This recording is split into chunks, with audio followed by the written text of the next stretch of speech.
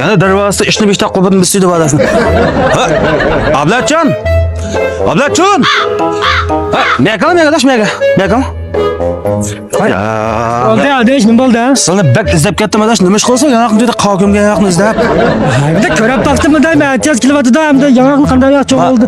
Ma seni izlashda bir ishim bor adaş, bak muhim ishim bor. Qanday muhim ish bor adaş? Shu bak muhim ishni dala bu. Demamiz shu ilm qanday muhim ish bu? Manda gap adaş. Ma bizning oyda bir to'y chiqib qoldi anazi. To'yishi? Ha? Bu senin çoğunluğu ahudun işkisi billah.